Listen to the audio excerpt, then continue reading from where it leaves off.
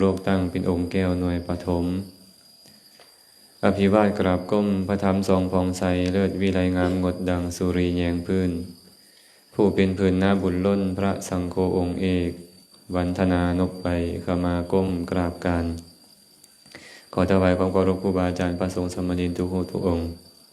ขอการกล่าวธรรมะขอความสุขความเจริญจงบังเกิดมีแก่ญาติธรรมมุสุขุสุคนมุนินทาวัฒนัมโพชาขัพพาสัมภวะสุนทรีสารนังปานินังวานีไมหังปีนะยะตังมะนังขอพระสัทธรรมอันอำไพในห้องแห่งบงกฎคือพระโอษฐ์ของพระจอมมุนีผู้เป็นที่พึงของสัตว์ทั้งหลายจงกระทำใจของข้าพระเจ้าให้เอิบอิ่ม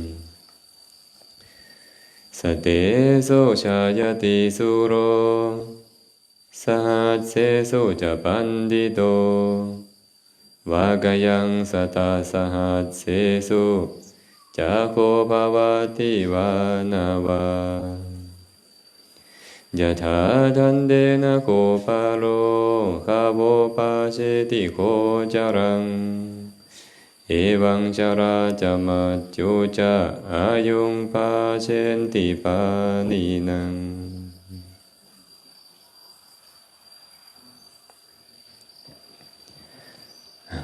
เอามือลงกันก็ได้นะ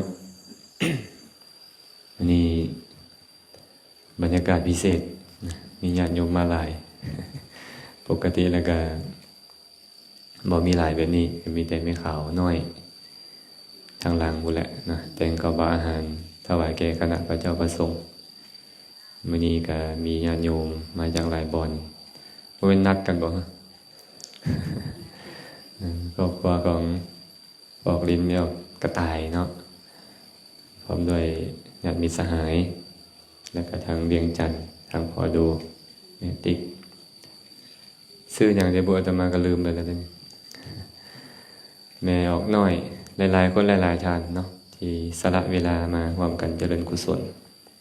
ก็แสดงออกถึงความเป็นผู้มีจิตใจเสียสละคนที่มีจิตใจเสียสละนี่เพิ่นบอกว่าหาได้ยากในโลกบ่ค่อยมีคนที่มีจิตใจเสียสละ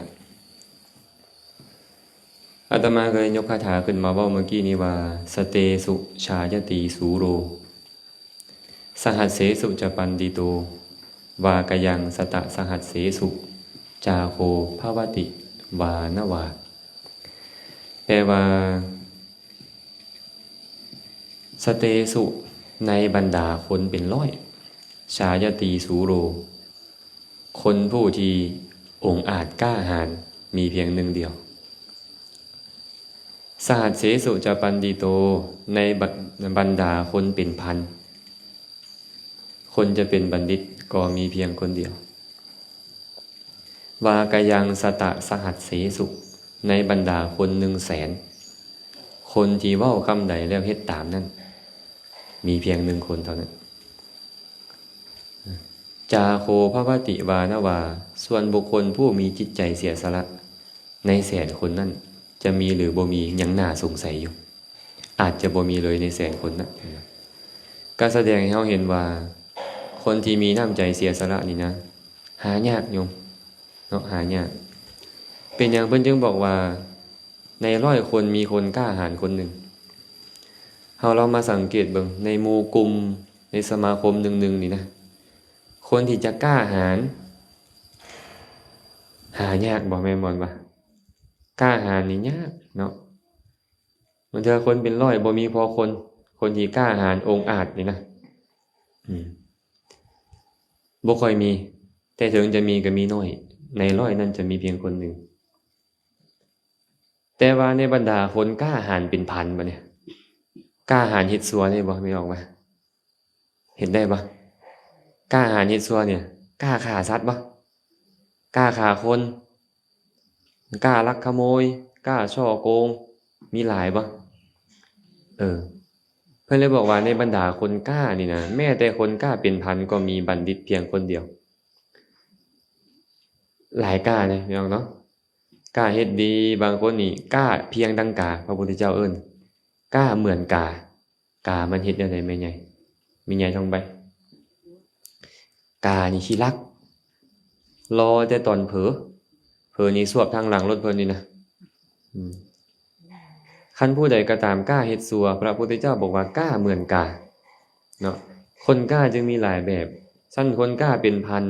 บางคนนี่กล้าตัวกล้าส่อเสียดกล้าเว้าคำหยาบกล้าเว้าเพ้อเจ้อเลวไหลกล้าฆ่ากล้าลักขโมยกล้าฉ้อโกงกล้าเฮ็ดสิ่งที่บ่ดีต่างๆแต่บ่กล้าเฮ็ดความดีแม่นบ่เพิ่นก็เลยบอกจังซี่ว่าในบรรดาคนกล้าเป็นพันบัณฑิตมีเพียงผู้เดียวกล้าเฮ็ดในสิ่งที่ดีนี่นะเพราะบัณฑิตเขาต้องมีปกติแนวใดคิดดีเว้าดีเฮ็ดดีนี่เอิ้นว่าบัณฑิต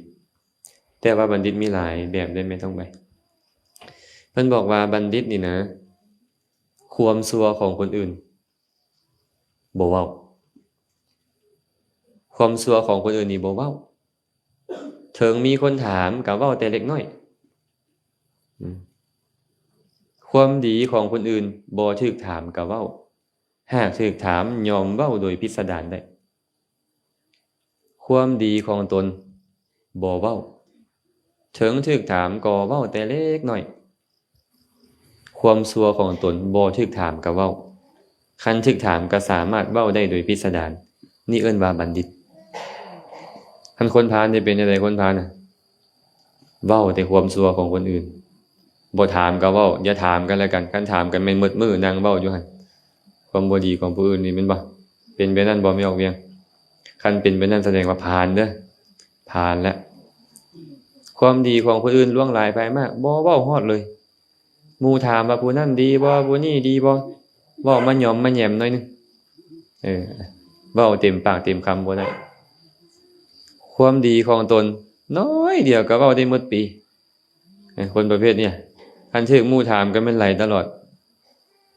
ส่วนความชั่วของตัวเองนี่บ่เว้าหมู่ถามก็เว้าเล็กน้อยอันนี้เอิ้นว่าคนพาลเนาะชั้นปกติของบัณฑิตนี่นะจือเลยเนาะบ่เว้าความชั่วคนอื่นเปิดเผยความดีคนอื่นปกปิดความดีของตนเปิดเผยความชั่วของตนแบบนี้จึงเอิ้นว่าบัณฑิตแต่สังคมปัจจุบันนี่นะมันบ่แม่นแนวนั้นแม่ออกเฮาก็เบิ่งพวกเฮาเองนี่แหละเนาะอยากให้นิดนึงก็เบิ่งก่อนนะลงเฟซจังได๋ก่อน มันไปให้อันอีตาเฒ่าอยู่เฮือนก็พอแฮงแล้วเนาะบางเทื่อเนาะมันอดบ่ไหวมันต้องกดนิ้วลงในเฟซอีกต่างหากมันเหลือใจแฮงอ่ะนะมันเป็นแบบนั้นการซะตอนนั้นเฮาต้องบอกตัวเองว่าเฮาเป็นพาลเด้ข้ายังบ่ฮู้ตัวเองอยู่ก็บ่มีโอกาสแก้ไขได้พระพุทธเจ้าบอกว่าโยพาโลมัญญติพันละยังปันดิโตวาปิเตนะโสพาโลจะปันดิตะมานีสเวพาโลติวุจจติบุคคลใดตัวเองเป็นพาลโง่เขาแล้วค่อยตอนนี้ฮู้ตนว่าตัวเองเป็นพาลเขาจะเป็นบัณฑิตได้เพราะความฮู้ตนนั้นแต่บุคคลใดผู้เป็นพาลเขากับบ่ฮู้ตนเองเลยว่าตัวเองเป็นพาลสำคัญตัวเองว่าเป็นบัณฑิตเขาก็เป็นคนพาลอยู่นั่นแหละบ่มีโอกาสแก้ไขได้คนประเภทนี้ต้องฮู้ก่อนว่าตัวเองมันเป็นพาลแท้บ่ตอนนี้มักเว้าบ่ดีบ่มักเฮ็ดบ่ดีบ่มักคิดบ่ดีบ่คันฮู้ตัวเองโอ้ข่อยคิดบ่ดีแล้วได้นี่แหละข่อยเว้าบ่ดีแล้วได้ข่อยเฮ็ดบ่ดีแล้วได้มันก็ได้แก้ไขตัวเองเนาะเมื่อเช้านี้อาตมายามไปบิณฑบาตบ่ได้บิณฑบาตดนแล้วรู้สึกว่าโอ้โรคภัยไข้เจ็บมันหลายขึ้นเลยออกไปบิณฑบาตย่างไปบิณฑบาตพยายามกำหนดสติไปเลยก้าวซ้ายขวาก็ฮู้แผ่เมตตาไปนำบางเทื่อมันคิดโทษคนอื่นมันเกิดขึ้นมาในใจนะผู้นี้ก็เป็นอันนั้นบ่หมอน้อยๆย่างไปบิณฑบาตนำมันคือบ่มารับอาหารหมอนี่ โอ้ยบ่แม่นเด้เฮาคิดบ่ถึกตัวเรามานำเฮาเราได้บุญแล้วดีแล้วอยากให้เรามาเอาอาหารนะอาหารเขาอาหารใส่บาตรนะอย่าเรากันยังยิ้มเซ้ยเฮาเหลียวเบิ่งหน้าเราก็ยิ้มแล้วก็เราย้านเฮาบ่ฮู้ว่าเราย้านเฮานะอันเราก็มาดอกแต่ว่ารู้สึกว่ามันบ่ดีมันก็ได้ปรับปรุงหั่นนะตอนอื่นๆคือกันตอนที่เฮาเว้าออกไปเฮาเฮ็ดพฤติกรรมอันใดอันหนึ่งออกไปมันสังสมในญาติโยมเฮ็ดดูๆเขาเอิ้นว่าหยัง นิสัยเนาะเฮ็ดดุไปก็หันเขาเอิ้นว่าสันดานสันดานมีทั้งดีและบ่ดีได้ให้ทานดุๆก็มีทานเป็นสันดานรักษาศีลดุๆก็มีศีลเป็นสันดานภาวนาดุๆก็มีภาวนาเป็นสันดานอย่าคิดว่าสันดานบ่ดีได้สันดานแปลว่าเฮ็ดจนฝังเข้าไปในใจแล้วแต่ว่าเฮ็ดยิ่งกว่าหันอีกเป็นจังได๋เขาเอิ้นว่าวาสนาคันวาสนาแก้ไขบ่ได้เด้ขนาดมีพระองค์หนึ่งเพิ่นชื่อว่าปิรินทวัชชะเพิ่นเกิดในตระกูลพราหมณ์ติดต่อกัน500ชาติเพิ่นมักดูหมิ่นคนอื่นเพิ่นอยู่ชนชั้นสูงเนาะเห็นผู้อื่นก็คนถอยสินะเว้ามา500ชาติไม่ออกเอ้ยชาติสุดท้ายนี่บรรลุอรหันต์เลยยังเว้าคำเว้าถอยคือเก่าไปใส่มาคนถอยสิไปใส่คนถอยภิกขุทั้งหลายก็ไปกราบทูลพระพุทธเจ้าว่าพระองค์นี้ไสบอกคือว่าเป็นพระอรหันต์แล้วคือเว้าแนวนี้พระพุทธเจ้าก็เอิ้นมาถามแม่นแท้บ่แม่นแท้พระพุทธเจ้าก็เลยบอกว่าภิกขุทั้งหลายอย่าโทษเราเพราะว่าเราเกิดในตระกูลพราหมณ์500ชาติบ่มีชาติอื่นมาคั่นเลย500ชาตินี่เกิดในตระกูลพราหมณ์เท่านั้นเลยแล้วเว้าคำเว้านี่จนเป็นนิสัยเป็นวาสนาแก้ไขบ่ได้วาสนานี่มีแต่พระพุทธเจ้าพระองค์เดียวแก้ไขได้แม้แต่ภาษาลิบุตรนะปัญญาหลายเท่าใดเห็นห้วยน้ำโดดข้ามรถภาษาลิบุตรเคยเกิดเป็นลิงมาหลายชาติเพิ่นนี่นะก็ยังมีอัธยาศัยลิงอยู่ท่านพ่อไม่ออกเห็นไอ้จอน้อยแล่นลุกลี้ลุกลนก็จะไปซ่าเขาเด้ออัธยาศัยลิงเป็นลิงมาหลายชาติเช่นกันอันนางละลาบไปพร้อมกับเป็นงูมาหลายชาติเป็นวาสนาแล้วมันแก้ไขบ่ได้ถ้าเห็นเด็กน้อยนั่งนิ่งๆนี่โอ้ยอาตมาว่ามันแปลกคนได้นี่นะเนาะอันนี้คือกันแหละเนาะคำเว้าใดการกระทำใดความคิดใดที่เฮาเฮ็ดให้มันเกิดขึ้นในใจเฮาเรื่อยๆมันจะเป็นนิสัยสร้างสมดลไปจะเป็นสันดานแล้วจะเป็นวาสนาแก้ไขบ่ได้เลยเฮาต้องฮู้ก่อนให้กวดสอบเพิ่นเลยบอกว่าคนเป็นบัณฑิตมันมีน้อย100คนพันคนก็บ่ได้บ่มีผู้หนึงสิเอาเรื่องบ่ดีนี่มาพิจารณาว่ามันบ่ดีแท้มันบ่เคยเห็นแต่ว่าตัวเองถูกหมดเดี๋ยวนี้อาตมาก็คือกันเด้อาตมาก็คิดว่าพวกไม่ออกก็คือสิคือกันเฮาจะสำคัญตัวเองว่าเฮ็ดถูกตลอดเฮ็ดดีตลอดแม่นบ่ขั้นตอนนั้นเฮาก็จะบ่มีโอกาสแก้ตัวเองเนาะฉะนั้นมาปฏิบัติธรรมคือมาพิจารณาตัวเองได้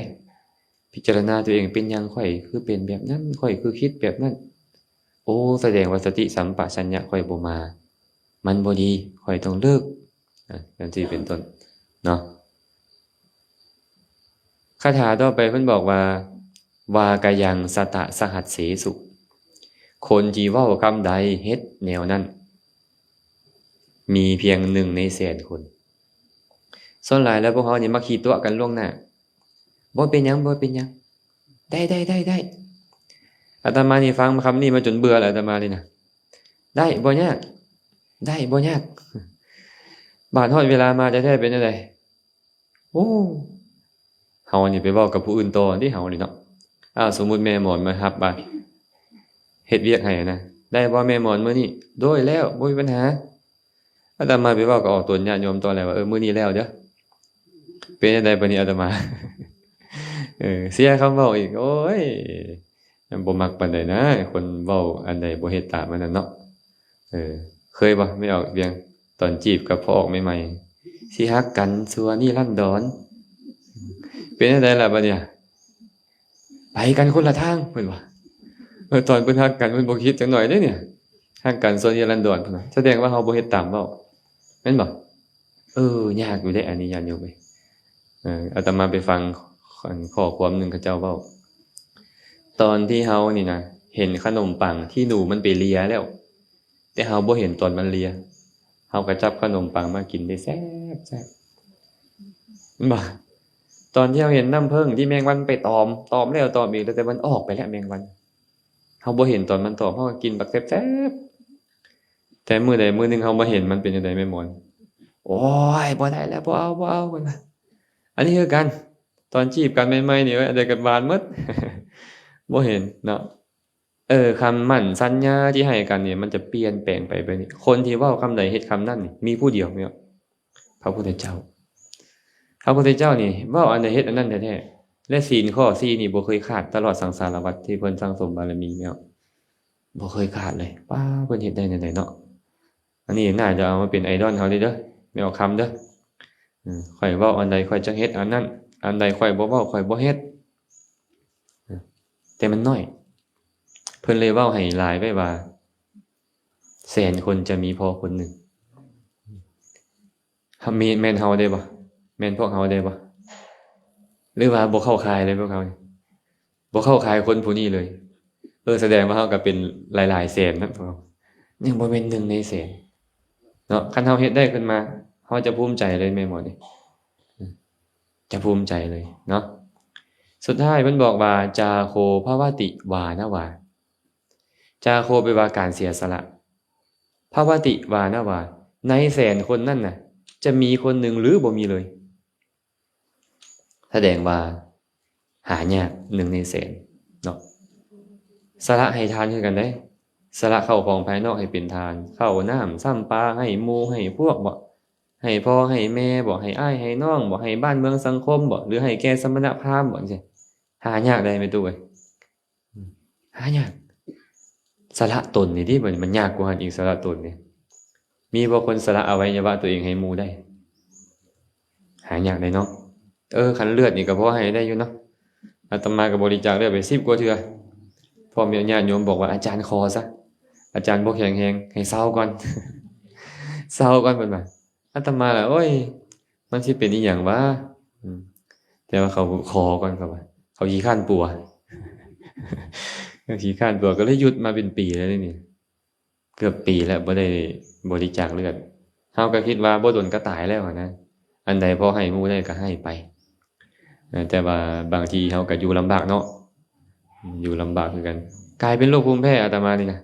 นั่นเป็นน้ำบริจาคเลือดหลายรอบอยู่เลยเดี๋ยวนี้นะแพ้ลมแพ้ฝุ่นแพ้ควันแพ้อากาศแพ้ปลาหมึกแพ้กุ้งแพ้กาแฟโอ้ยมันหมดเลยแนวสิกินนี่นะหมดเลย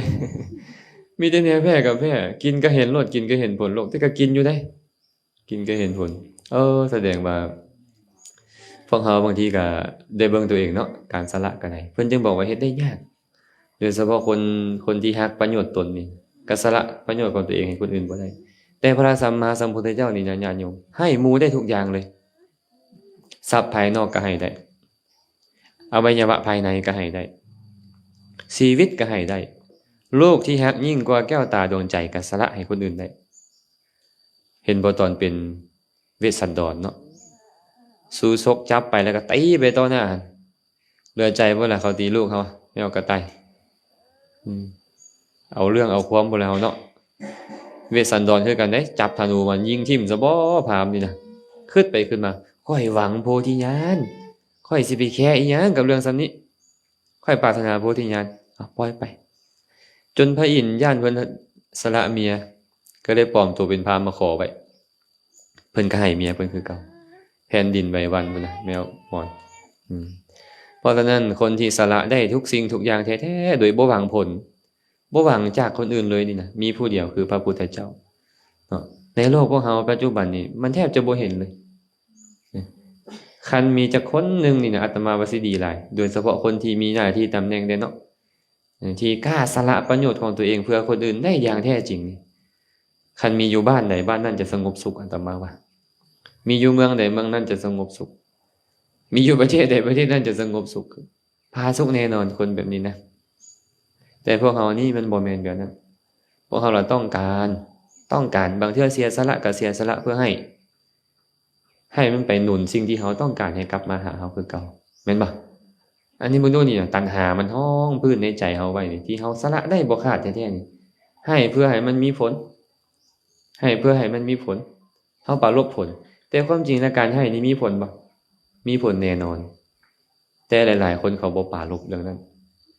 ปรารภให้คนอื่นได้ประโยชน์ตลอดนะฉะนั้นพวกเราก็ต้องเอามาเนาะเอามาพิจารณาแล้วก็พยายามประคับประคองตนเองให้ดำเนินไปตามทางของบุคคลผู้หาได้ยากในโลกแต่อย่างน้อยๆพวกเขาก็ได้เฮ็ดกุศลให้เกิดขึ้นกับชีวิตตนเองเพราะว่าชีวิตของพวกเขานี่นะมันต้องเดินหน้าต่อแม่นบ่หยุดอยู่ให้แม่นตุเดินหน้าไปสู่ความตาย มันจะไปเรื่อยไปเรื่อยไปหาความตายหากเขาตายแล้วต้องการจะมาเฮ็ดคุณงามความดีนี่เฮ็ดได้บ่โอ้ยข่อยอยากจะให้ทานเด้ข่อยอยากกลับไปปรับปรุงแก้ไขเรื่องราวเก่าๆเด้ข่อยบ่น่าจะเฮ็ดตัวเป็นคนพาลเลยข่อยบ่น่าจะขี้ขลาดตาขาวเลยข่อยน่าจะเสียสละได้หลายกว่านี้คนตายแล้วเฮ็ดหยังบ่ได้แต่ไม่ตู้ทองใบคนเป็นก็เฮ็ดบ่ได้ถ้าหากประมาทพระพุทธเจ้าเลยบอกว่าอัปปมาโทอมตังปะทังปมาโทมัจจุโนปะทังอัปปมัตตานะมียันติเยปมัตตายถามตาคนบ่ประมาทเป็นทางสู่ความบ่ตายไอ้ความบ่ประมาทนี่นะความประมาทเป็นทางสู่ความตายบุคคลผู้บ่ประมาทชื่อว่าบ่ตายแต่บุคคลใดประมาทก็เหมือนกับคนที่ตายแล้วคนตายลุกมาให้ทานบ่ได้เด้ลุกมารักษาศีลบ่ได้มาเฮ็ดดีต่อพ่อต่อแม่อ้ายเอ้ยน้องบ่ได้คนตายเฮ็ดบ่ได้ชั้นใดคนผู้ประมาทก็เฮ็ดบ่ได้คือกันมัวเมาในกามคุณมัวเมาในลาภในยศในสรรเสริญในหน้าที่การงานก็แล่นไปตามมันลืมเฮ็ดคุณงามความดีต่อบุคคลอื่นแสวงหาความสุขเข้ามาหาตนแล้วก็ลืมไปหมด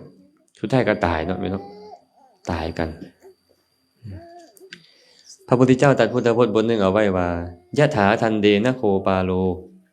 คาโวปาเชติโคจรังเอวังชราจะมัจจุจะอายุงปาเชนติปานินังคนเลี้ยงงัวยอมต้อนฝูงงัวไปสู่ธงสู่ทาสู่ที่หากินด้วยไม่ค้อนแม่ชันใดมัจจุราชคือความตายชราคือความแก่ทั้งสองนี่ความแก่และความตายก็ยอมต้อนเอาชีวิตของปวงสัตว์ไปสันนั่นเหมือนกันแต่ก่อนนี่คิดบ่ว่าสิเฒ่าไปนี่ลืมเนาะลืมคิดอาตมานี่เว้าเหยาะแม่ตู้ใบตลอดแค่วกระเรือเล่มเดียวเนาะแม่ตู้เนาะเฒ่าแล้วหูกันยานเนาะนั่งกันยานโอ้ยบัดตุสิเข้าตัวเองได้บัดนี้หูก็เริ่มตึงๆขึ้นมาแล้วยังบ่ยานบ่อื่นน่ะแต่ว่าหูนี่เริ่มตึงเริ่มได้ยินยากแค่วก็รู้สึกว่าเริ่มคลอนไปหลายเล่มแล้วได้แม่ตู้รู้สึกว่าความแก่ชรานี่นะมันเข้ามาใกล้แล้วพระพุทธเจ้าก็เลยบอกว่าเหมือนกับคนเลี้ยงงัวเด้อคนเลี้ยงงัวเนี่ยมันจะไล่งัวไปสู่ธงสู่ทาบางเทื่อมันก็เอาเสือกมาซีเผาแม่นบ่ดึงไปบางเทื่อมันก็ต้องใช้ไม้ค้อนตีไปก่อนจะไปฮอดธงฮอดทาเฮาก็คือกันเดี๋ยวนี้เฮาถึกชราคือความแก่มัจจุราชคือความตายนี่ซีเผาไปแล้วมันลากเฮาไปสู้ใส่ไปสู่ที่สุดคือความตายหลังจากตายไปแล้วอัตภาพของพวกเราจะให้ประโยชน์ที่สุดเลยจะบ่มีประโยชน์อย่างเลยอัตภาพของพวกเรานี่นะหลังจากตายแล้วนี่นะคนตายเอาเฮ็ดคนแดกบ่ได้แม่ตุป่าตายเฮ็ดปลาแดกได้สิ้นตายเอาเฮ็ดสิ้นแดกได้แม่นบ่แต่คนตายนี่บ่สามารถเฮ็ดหยังได้เลยพระผู้มีพระภาคเจ้าได้บอกว่าอาจิรังวัตยังกายโยปะทวิงอธิเศสติชุทโธอเปตวิญญาโนนิรัตถังวะกะลิงฆะลังห่างกายของเฮานี่นะตั้งอยู่บ่ดนเด้อเมื่อปราศจากวิญญาณออกจากห่างกายแล้วเขาทิ่มเสียแล้วจะนอนทับอยู่ถึงแผ่นดินเหมือนถอนไม้ท่อนฟืนให้ประโยชน์ถอนไม้ท่อนฟืนบางเทื่อมันยังเอาไปหุงหาข้าวปลาอาหารดังไฟหุงหาข้าวปลาอาหารได้แม่นบ่เอาไปเฮ็ดขาเตียงขาตั้งเอาไปเฮ็ดวัตถุอุปกรณ์อย่างใดอย่างหนึ่งได้แต่ร่างกายของคนอาตมายังบ่เห็นว่าใครเอาไปเฮ็ดส่วนประกอบอีหยังที่มีประโยชน์เลยยังบ่เห็นอันยังตอนบ่ตายนี่เขามาเจาะเอาอยู่เนาะกระเพาะนี่ไปใส่คนอื่นเนาะแม่ตุเจาะเอาอยู่ตับไตเอาไปใส่คนอื่นนี่ขายก็พอได้อยู่เนาะแม่หมอนบาดตายไปแล้วมันหมดประโยชน์งามปานใดก็หมดประโยชน์ขี้ห้ายปานใดก็หมดประโยชน์รวยปานใดก็หมดประโยชน์อาตมาเทศน์ให้ครูบาอาจารย์เพิ่นฟังมื้อก่อนหน้านะเว้าเรื่องของพระนางสิริมานางสิริมาขออภัยนางสิริมานี่เป็นโสเภณีงามที่สุดในเมืองนั้น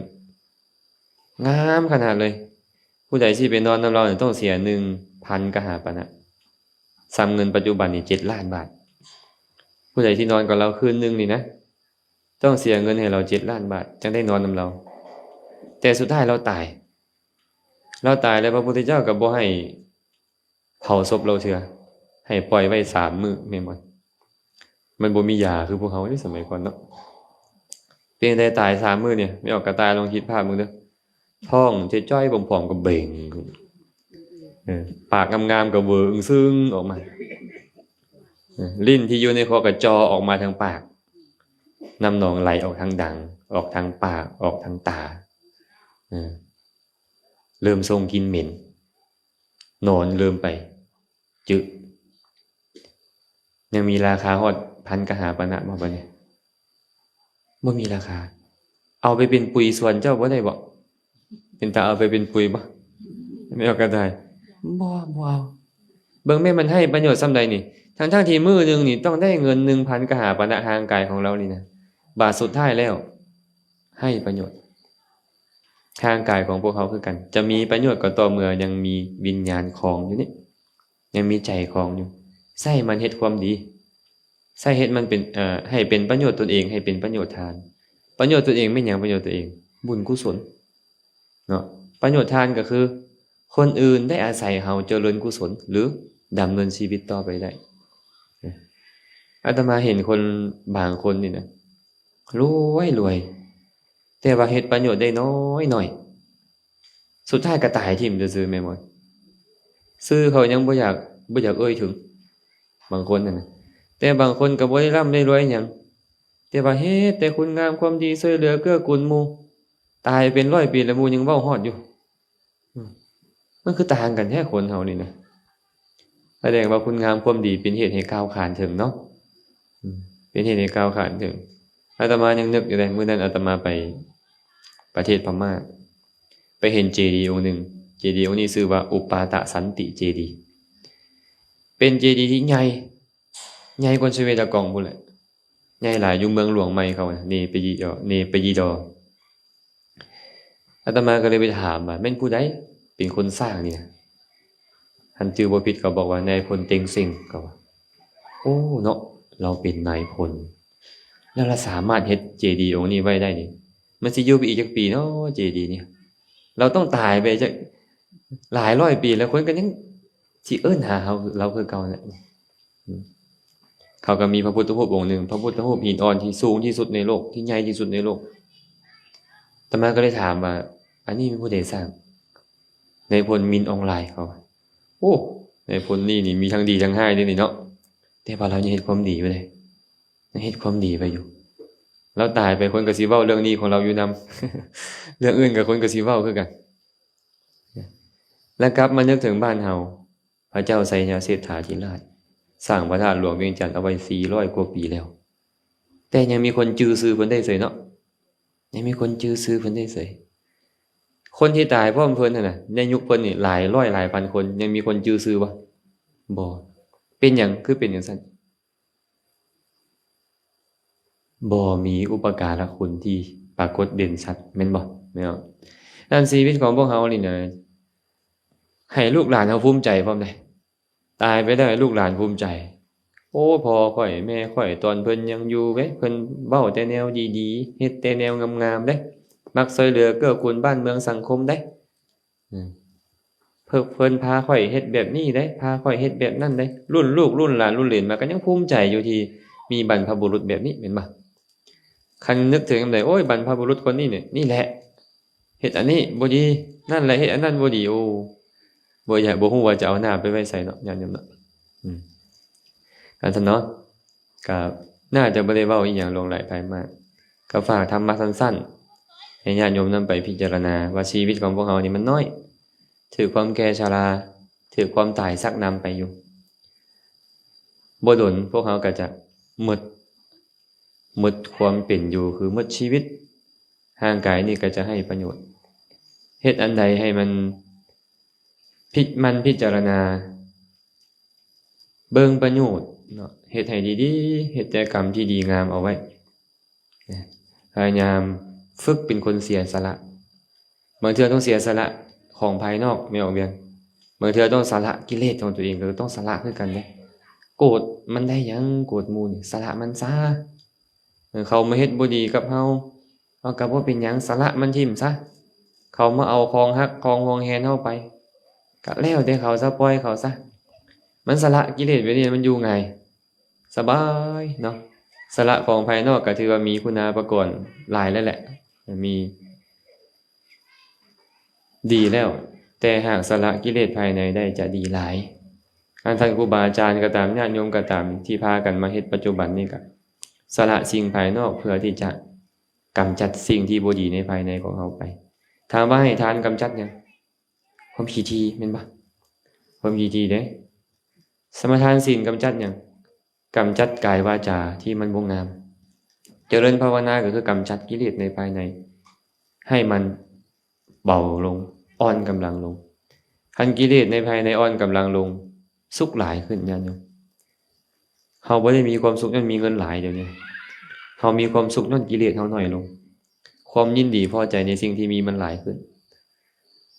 หลายๆคนซุมื้อนี่นะได้เงินมื้อละตื้อน่ะนี่นะก็ยังบ่มีความสุขอยู่ย้อนกิเลสในใจมันมีกำลังพูดแต่คนบางคนน่ะไปขอทานได้กินข้าวคาบนึงให้อิ่มให้อิ่มให้เต็มมีความสุขแล้วอาตมาสังเกตบางครูบาอาจารย์บางองค์เพิ่นได้บิณฑบาตมาพอสันคาบนึงเพิ่นไปขอทานเขากินนะแต่ละมื้อเพิ่นก็มีความสุขได้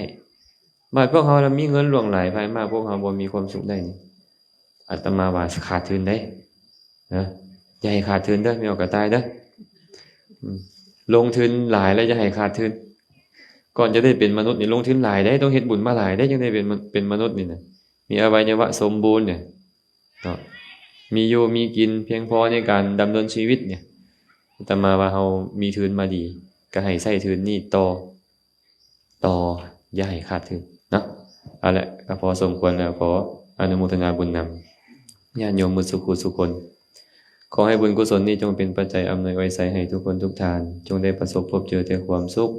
ปราศจากทุกข์ทั้งปวงหากปรารถนาสิ่งหนึ่งประการใดอันเป็นไปในทางที่ชอบประกอบด้วยธรรมแล้วก็ขอให้ความปรารถนาของทุกคนทุกท่านจงสำเร็จโดยทั่วกันเทอญ